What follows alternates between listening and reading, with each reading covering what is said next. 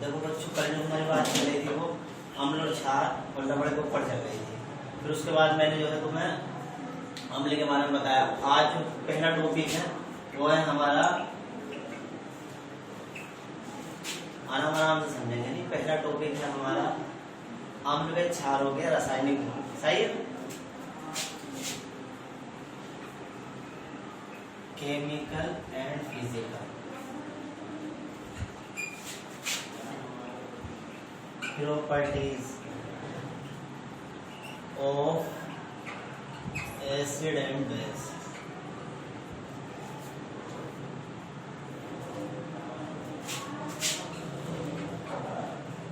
अम्ल तथा क्षार के भौतिक तथा रासायनिक गुण।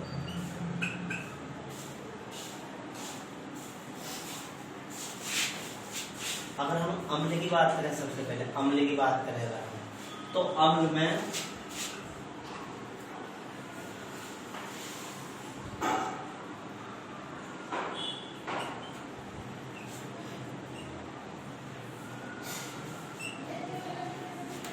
पहला पॉइंट होता है बच्चों पिर्बल अम्ल। जो पिर्बल अम्ल होता है, आगे जाकर बताऊंगा, अम्ल दो प्रकार के होते हैं, पिर्बल और दुर्बल। कल भी वाली बात आई थी। सबसे पहले पहला पॉइंट हमारा पिर्बल अम्ल पिर्बल संक्षारक होते हैं। पिर्बल अम्ल पिर्बल संक्षारक होते हैं, अर्थात यह अपने प्रभाव से हमारी त्वचा हो गया, कागज हो, फर्नीचर और इसके अलावा ईटीसी आदि जितनी भी वस्तु हैं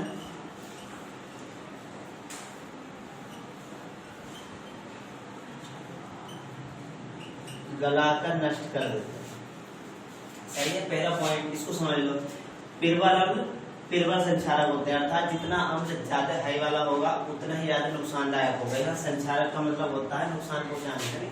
सही है, तो पिर्बल अम्ल पिर्बल संक्षारक होते हैं, अर्थात अपने प्रभाव से, प्रभाव मतलब असर से, अपने असर से ये किसी भी मनुष्य की या इंसान की, जानवर की, किसी की भी त्वचा को, कागज को, फर्नीचर, इन सबको क्या कर देते हैं, गलाकर नष्ट कर देते हैं। दूसरी बात जो अम्लों के बारे में है वो आपने पहली क्लास में पढ़ चुके हैं कि अम्लों का स्वाद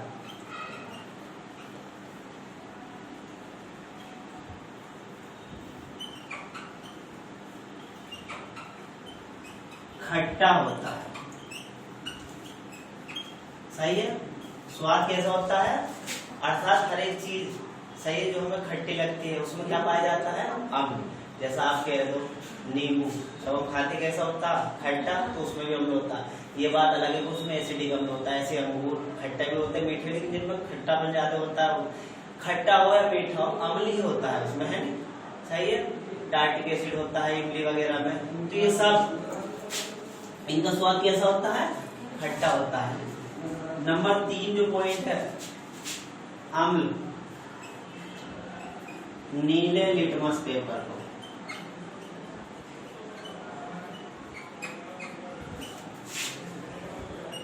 लाल कर देते हैं। एक पेपर होता है बच्चों इस तरीके का, गोल आकृति का, व्हाइट पेपर होता है। कैसा, आप जो बड़ी क्लास में आओगे लैब में आपको दिखाया जाएगा, है नहीं, व्हाइट पेपर होता है गोल आकृति का, उसे हम क्या कहते हैं, लिटमस पेपर। क्या कहते हैं, लिटमस। इस पेपर का नाम है क्या है, इस पेपर का नाम लिटमस पेपर है। अगर हमें लिटमस पेपर का इस्तेमाल करते हैं तो हमें पहचान करनी होती है, ये वैसे तो व्हाइट है, अगर इत्तेफाक से नीला है और इस पर अम्ल डाल दो तो कैसा हो जाएगा, लाल हो जाएगा। कैसा हो जाएगा, तो अम्ल हमेशा कैसा कर देते हैं, नीले को कैसा कर देते हैं, लाल कर देते हैं। अगला पॉइंट है अम्लों का, अम्ल जल में विलय होते हैं। क्या होते हैं? विलय का मतलब समझ रहे हो? यह लिटमस पेपर का मतलब समझ गए? सही है, पहचान कराना है। लिटमस पेपर पहचान कराता है रंग की, है ना, इसलिए एक इंडिकेटर है। आपने पढ़ा होगा 7th क्लास में लिटमस पेपर है, मेथिल ऑरेंज, फिनोल्फेथलीन, 3 नाम पढ़े थे इंडिकेटर में, सूचक में। यहाँ अम्ल जल में क्या होता है? विलय। विलय का मतलब समझते हो बच्चों? विलय का मतलब होता है घुलना, किसी चीज को घुल। सपोज करो, मान लो अपने दिमाग में स्ट्रक्चर बना लो, आपने नींबू लिया और नींबू को आपने काय में डाल दिया? पानी में बांट दिया, तो क्या हुआ? नींबू घुल गया। तो समझ लो, मैंने अभी बताया था नींबू में क्या होता है? अम्ल पाया जाता है। क्या होता है? एसिडिक अम्ल होता है नींबू में। मगर वो बात एक अलग है। 12 बात चली है कि जल में क्या होते हैं? विलय होते हैं। तो हमने देखा कि हमारा नींबू जो है पानी में आसानी के साथ घुल जाता है। सही है, तो ये जल में विलय होते हैं। अगला पॉइंट है अम्ल। अम्ल जो होते हैं धातुओं के साथ क्रिया करती है। किसके साथ? धातु। मैंने आपको पहले आपको धातु बताओ, बतेरे सारे मैंने आपको 9th क्लास में बताया कि धातु है। धातु का नाम बताओ। Sodium, magnesium, potassium, calcium. सही है, ये सब हमारी क्या है? धातु है। सब क्या है? हमारी धातु है। मैंने बताया अम्ल धातु के साथ क्रिया करते हैं। किसके साथ? अम्ल धातु के साथ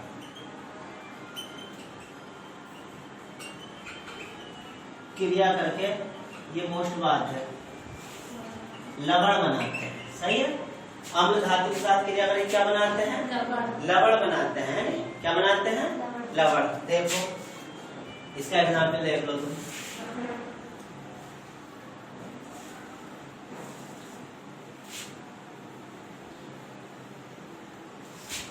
कोई सा भी अम्ल ले लो आप, है ना, बतेरे सारा अम्ल है।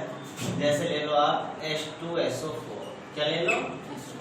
इसका नाम पहले हमें पता होना चाहिए, H2SO4।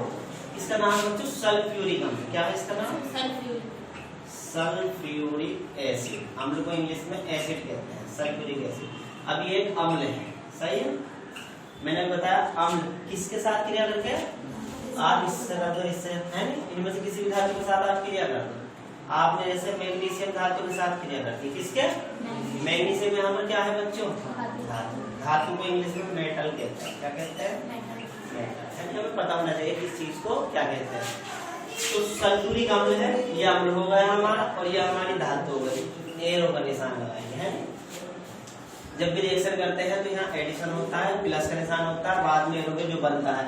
इधर वालों को आगे की बात है, मगर अभी बता के चल रहा हूँ। ये अभिक्रिया में जो भाग ले रहा है इन्हें रिएक्टेंट कहते हैं, अभिकारक। क्या कहते हैं? अभिक्रिया में भाग लेने वाले पदार्थ क्या कहलाते हैं? अभिकारक। तो यहाँ पर ये भी अभिकारक है, और लेकिन हम ये कह सकते हैं कि अभिकारक में एक तो अम्ल है और एक धातु है। सही है।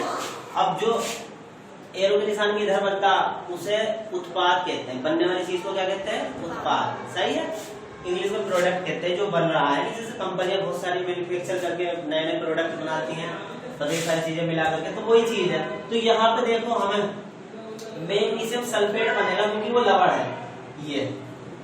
सही है, तो मैग्नीशियम सल्फेट बन गया पूरा का पूरा Mg के साथ SO4 सल्फेट आयन जोड़। अगर मैं इसे अलग करूंगा तो हाइड्रोजन आयन अलग और सल्फेट आयन अलग।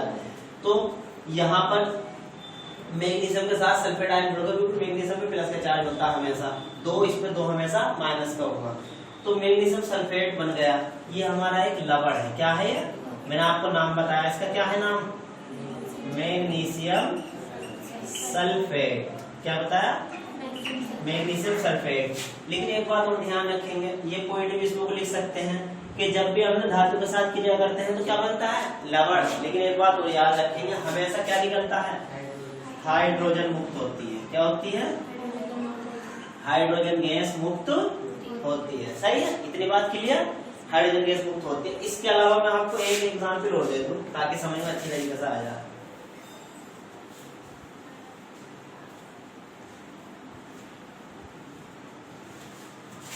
देखो पहले मैंने H2SO4 का लिया था, अब कैसे HCl का ले लो। किसका ले लो? HCl क्या है? हमारा एक अम्ल है। इसका नाम क्या कल बताया था मैंने? हाइड्रोक्लोरिक अम्ल। क्या होता है?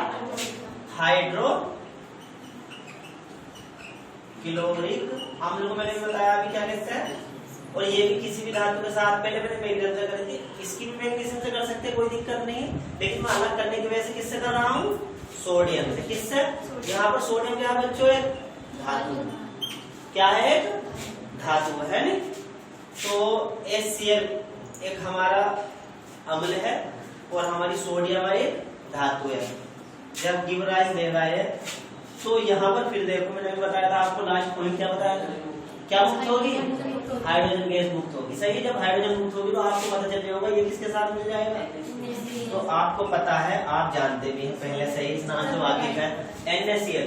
NaCl का मतलब क्या होता है, नाम इसका सोडियम क्लोराइड, और सभी ये भी जानते हैं कि सोडियम क्लोराइड को हम साल्ट, लवण कहते हैं। क्या कहते हैं? यहाँ साल्ट का मतलब नमक से नहीं, नमक तो है ही है, लेकिन मैं बताना चाह रहा हूँ जब भी कोई अम्ल धातु से क्रिया करेगा तो क्या बनेगा, लवण। सही है, लवण बना। प्लस अभी बात बताई कि क्या बाहर निकला, हाइड्रोजन। क्या बाहर निकला, हाइड्रोजन। हाइड्रोजन देखो अकेला है, तो इसको अगर बैलेंस भी अगर करना है तो हम यहाँ हाइड्रोजन हमेशा किस रूप में निकलता है, ना कि परमाणु का अपने अणु के रूप में निकलेगा। सही है, एरो पर यहाँ लगाएंगे ऊपर को, जहाँ भी हाइड्रोजन निकलेगा, यहाँ हाइड्रोजन निकल रहा था, यहाँ भी है, हाइड्रोजन गैस मुक्त होती है। यहाँ लिख सकते हैं हम क्या, मुक्त हाइड्रोजन गैस। सही है, यहाँ भी ये वाली बात आएगी। अब यहाँ देखो हाइड्रोजन का एक है, बैलेंस करना भी साथ साथ सीख लो, है थोड़ा बहुत काम में आएगा आगे जाके। हाइड्रोजन का यहाँ एक है और एरो के निशान की इधर दो है। जब भी बैलेंस करते हैं रिएक्शन तो एक बात में से याद रखना, इधर वाली चीज या इधर वाली चीज में जो ज्यादा होती है उस चीज को देखते हैं, इधर हो या इधर। इधर देखो सब इक्वल है, लेकिन हाइड्रोजन यहाँ दो है और यहाँ एक है, तो यहाँ हाइड्रोजन दो है। यहाँ दो करने के लिए अगर मैं देखो सपोज ऐसे कर लूं,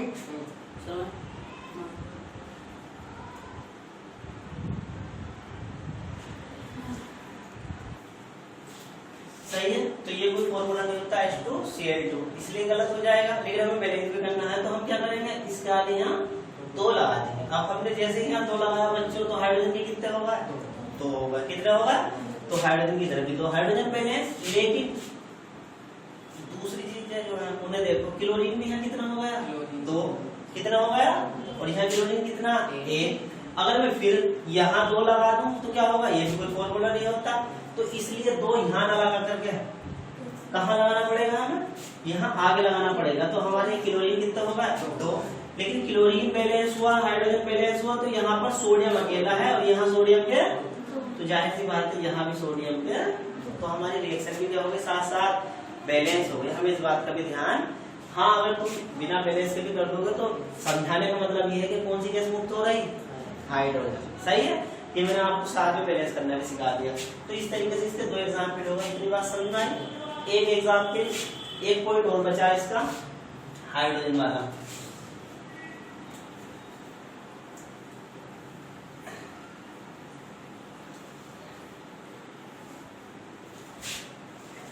जब भी अम्ल, कोई भी अम्ल क्षार से क्रिया करेगा, किससे क्रिया करेगा, क्षार से। जब भी कोई अम्ल क्षार से क्रिया करेगा तो हमेशा लवण बनेगा। क्या बनेगा, साल्ट बनेगा, लवण।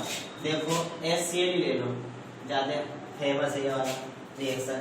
HCl एक अम्ल है, इसका नाम मैंने आपको बताया था, क्या है इसका नाम, हाइड्रोक्लोरिक अम्ल। क्या है इसका नाम, तो ये एक अम्ल है, प्लस NaOH, क्या है ये, क्षार।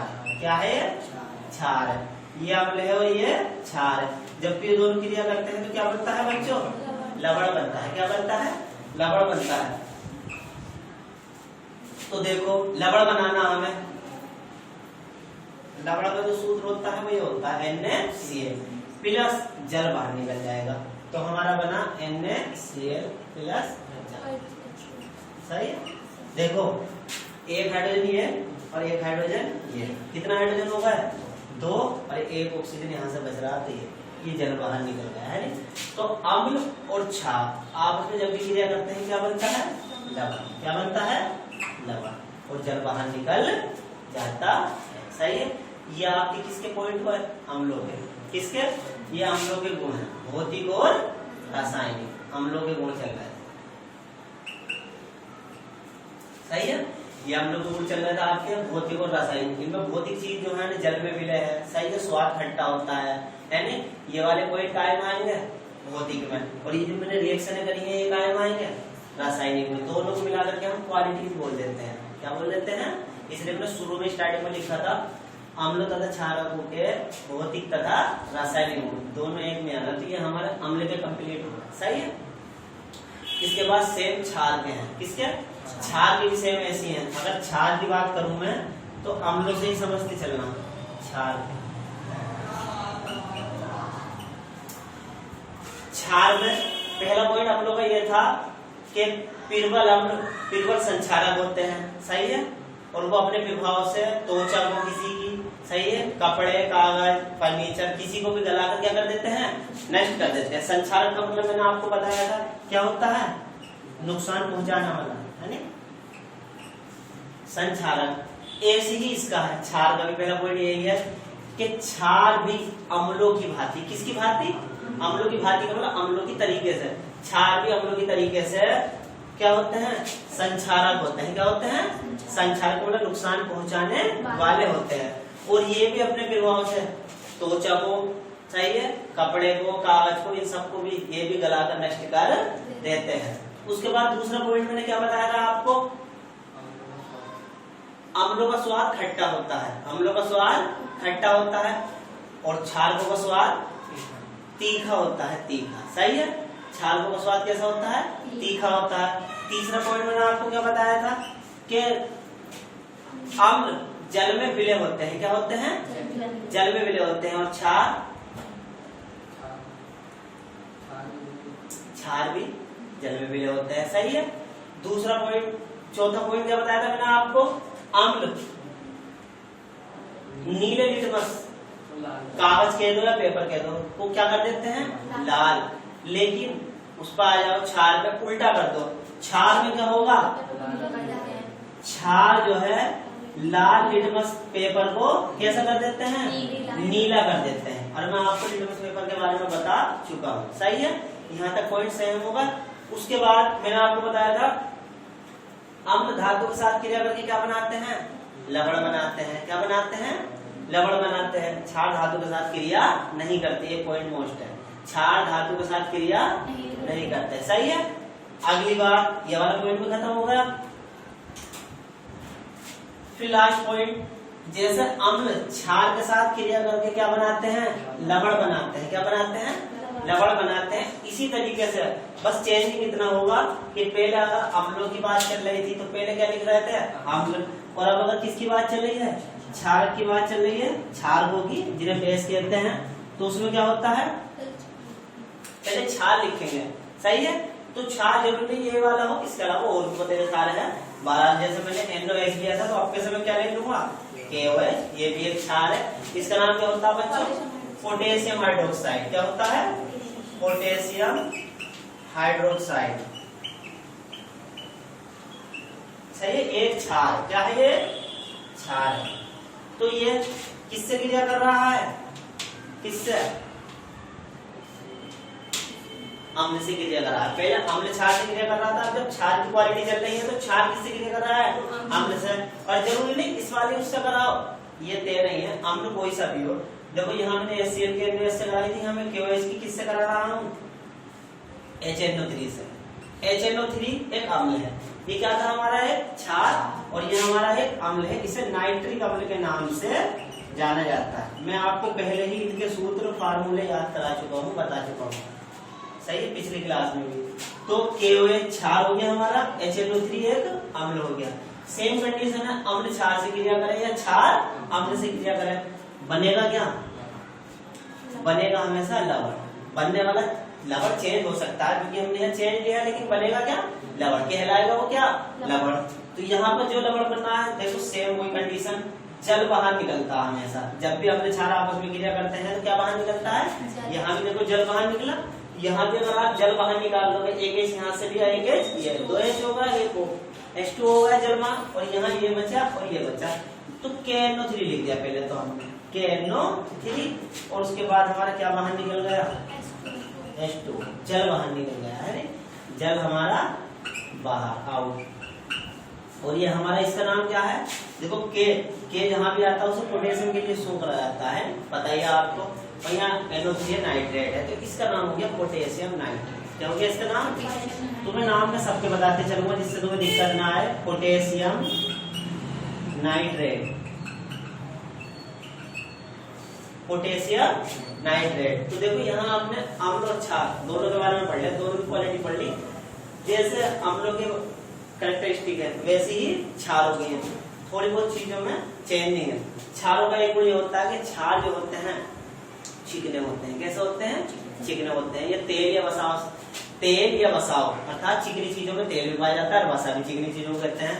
तो क्षार चिकने होते हैं और ये तेल या वसाव से क्रिया करके साबुन तथा ग्लिसरॉल बनाते हैं। क्या बनाते हैं?